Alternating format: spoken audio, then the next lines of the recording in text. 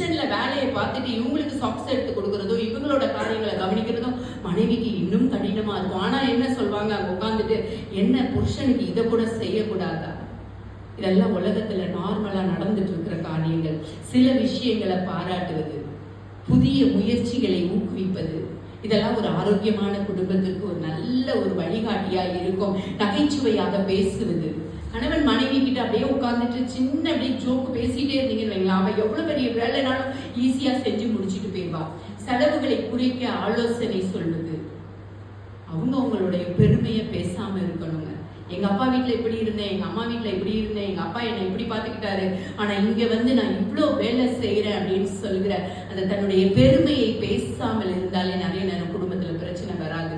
ஆரோக்கியமான சந்தோஷம் நிறைந்த ஒரு குடும்பத்தை எப்படி கட்ட முடியும்னா, இந்த சில காரியங்கள், அன்றாட வாழ்க்கையில இருக்கிற காரியங்களை நாம் சரி செய்து கொள்வோமானால் நிச்சயமா ஆரோக்கியமான ஒரு சந்தோஷமான ஒரு குடும்பத்தை நம்மளால கொடுக்க முடியும். கர்த்தருக்காக நறுமணம் வீச முடியும். ஆண்டவருக்காக அந்த நறுமணம்னா என்னது? ஒரு சென்ட் எப்படி வருதுன்னு ஒரு கண் தெரியாத ஒரு பையனிடம் போய் கேட்டாங்களாம், சமாதானம் ஒரு மகிழ்ச்சினா நீ எதை சொல்ற அப்படின்ட்டு சொன்னா, நான் நிறைய பூக்களை எடுத்து கசக்குனா அதுல இருந்து வர்ற மகிழ்ச்சி இருக்கே அந்த சந்தோஷம். அதுதான் அந்த பைபிள் வசனம் 2 கொரிந்தியர் 2:15 நாங்கள் தேவனுக்கு கிறிஸ்துவின் நற்கந்தமாய் இருக்கிறோம். ஆண்டவருக்கு பயப்படும் போது நமக்குள்ள இருந்து அந்த ஒரு நற்கந்தம், ஒரு வாசனை வரும் பாருங்க.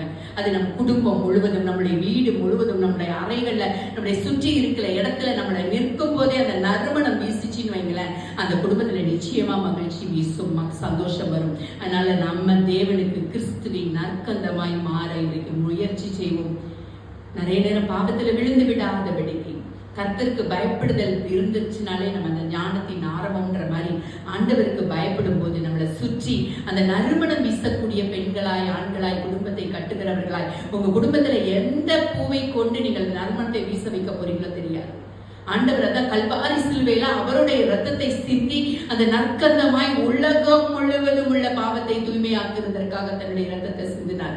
இன்றைக்கு நீங்க உங்க குடும்பத்துல அந்த சமாதானத்தை கொண்டு வர்றதுக்கு, அந்த நற்கந்தத்தை வீசுறதுக்கு நீங்க உங்களுக்குள்ள காரியங்களை, எந்தெந்த தேவையில்லாத காரியங்களை எடுத்து விட்டு தேவையுள்ள மனம் வீசக்கூடிய நற்கந்தங்களை உங்களுடைய உள்ளத்துல நீங்க வச்சு நீங்க கொடுத்தீங்கன்னா, நீங்க இருக்கிற இடம், நீங்க உட்கார்ற அறைகள் எல்லாம் என்ன ஆகும்னா நறுமணம் வீசக்கூடியதா இருக்கும்.